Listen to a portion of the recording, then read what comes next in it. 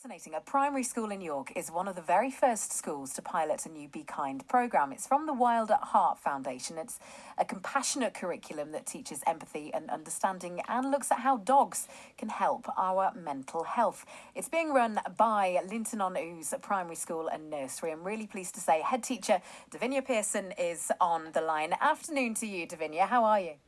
Good afternoon. All good here. Thank you. Lovely to be with you. Tell me about this programme then, because it sounds fascinating. Do you know, it is absolutely brilliant. What a unique opportunity to be able to be a part of the trial for this. So it's the Wild at Heart Foundation. They decided that they would work with, the programme is funded by Manolo Blahnik, and it's a massive project that's all about teaching children about kindness and, compassionate curriculum with that empathy and understanding towards animals. The focus is on dogs, but actually the impact is on everything. And what we're finding as we're doing the lessons is that kindness goes further. And it's really opened up discussions about kindness to each other. So as you were just saying, the whole movement of Be Kind, how could this have fallen at a better time? Our children are loving it. Am I right in thinking you have a dog yourself, which is possibly how you got involved in all of this? That's true, yes. So Harry is our school dog. Of course, you don't need a dog to be able to do this, but for us, it's helped. He is part of our wellbeing package. As I'm sure you're aware, wellbeing and just general everything goodness is really important. We've got reading dogs, all kinds of things happening, and Harry's bringing all of that. He's providing therapy and all sorts of things. He's still in training because it takes quite a long time, but he is here at school, yes, and he's a rescue too. Oh, gorgeous, Harry. Well done. What if you don't like dogs? Because as a child, I was ever so slightly afraid of them because I'd always grown up with cats. And, next door had a big dog and I wasn't particularly keen on them. But what if you're not particularly keen on dogs? How do you get around that? Well, that's a really good point. And actually, I've asked the children this, and it was something we talked about as we were prepping for it. And he, along with this programme, the unique timing of it is so special, but actually he's really opened the eyes of the children that have got different feelings towards animals. We don't, those children, when you start to talk about if you don't like dogs, it tends to generate from a nervousness or a negative experience. And being a part of this programme and doing these lessons is helping the children really understand how to read dogs. So Harry, along with the lessons, have really helped them understand how to approach, when not to approach, timing, what's healthy for them and others. And actually, we're left in a position that people that were maybe a little bit nervous of dogs before, they've totally overcome that. But they've got the lessons and the skills now that they know, their actions, the way they approach or are approached, makes a huge difference between that response.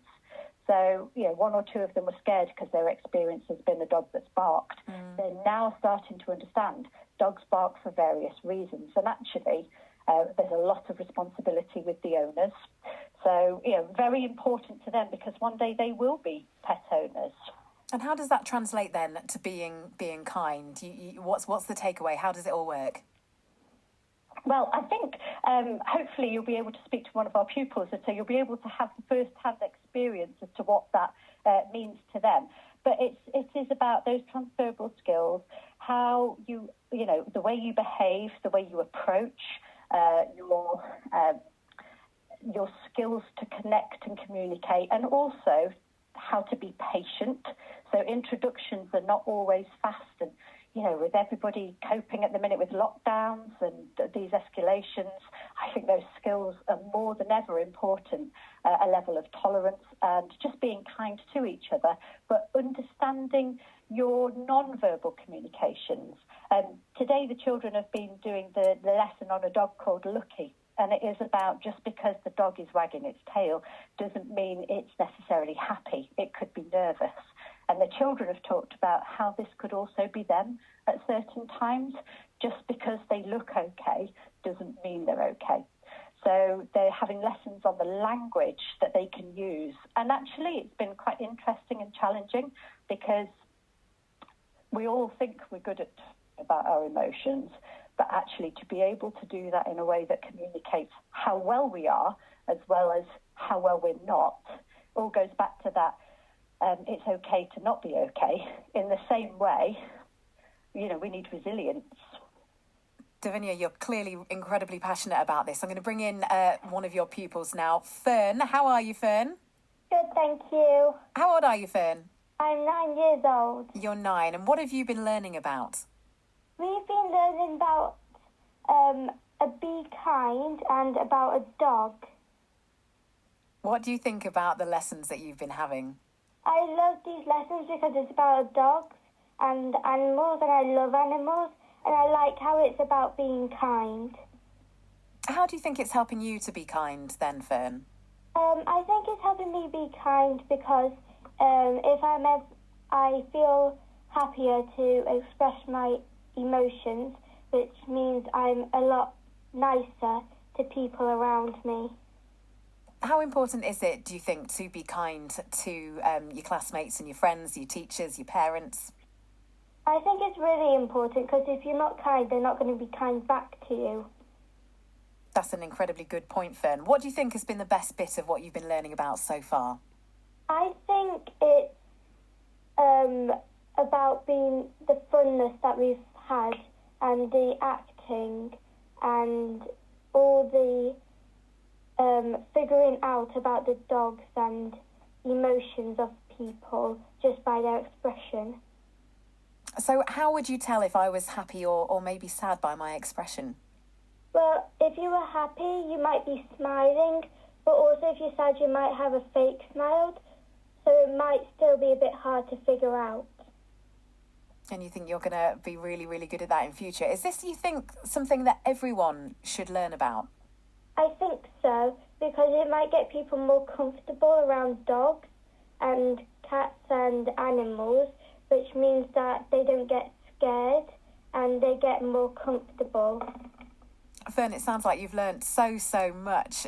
Thank you so much for talking to us. I believe your teacher is there with you as well. And I think if we can have a chat with Mrs. Lister on a nicely cleaned and wiped down phone and distanced phone, although you are in the same classroom bubble, aren't you? Yes, we are, yes. What's it been like teaching this then? It's been lovely. It's a lovely aspect of the curriculum to deliver. I find that all the children are really engaged because we're relating the thoughts and the feelings to dogs. It actually makes it a little bit easier for them to kind of sit and talk about because we do find when we talk about some quite intense feelings and some deep feelings, they can be quite tricky for some children to open up and speak about. How this works is we speak about the dogs and about how we might see their feelings and how we might see that translate into their behaviours. And then we extend that to talking about their own feelings and their own behaviours. But it means that all the children have been really engaged. I think the role play part that Fern was talking about was when we all took in turns to be dogs and think about how that dog might be feeling. That was a very fun, albeit noisy lesson. I can imagine lots of yapping and big whoofs and things like that. How, obviously, we're still going through some really, really difficult times.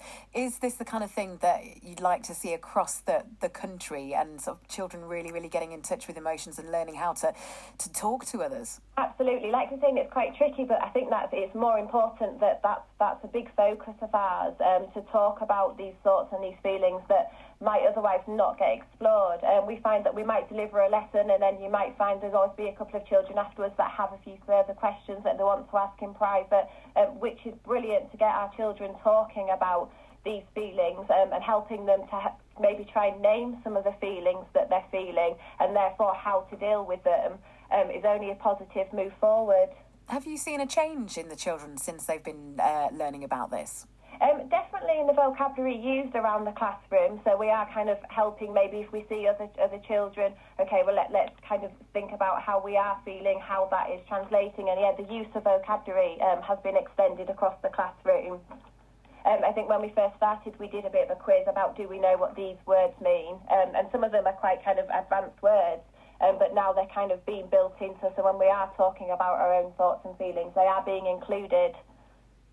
So is it 6 weeks long, this programme? Are you nearly through it? Are you still carrying it out? 5 different workbooks. There's a few lessons for each one. We are actually just on one, which is exploring emotions.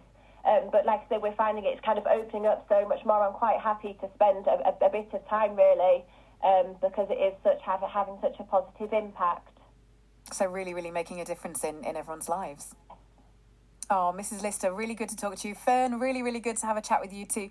And, of course, head teacher at Linton on Ouse Primary School and Nursery, Davinia Pearson, telling us all about the Be Kind programme. It's from the Wild at Heart Foundation, a compassionate curriculum teaching empathy and understanding. We heard there from Fern just how she's able to learn about people's emotions and talk to people, and also the work with dogs and how dogs can help make a difference as well. What a fantastic project. It's one of the very first schools doing this programme, and I think it's something that will hopefully be rolled out across the rest of the country.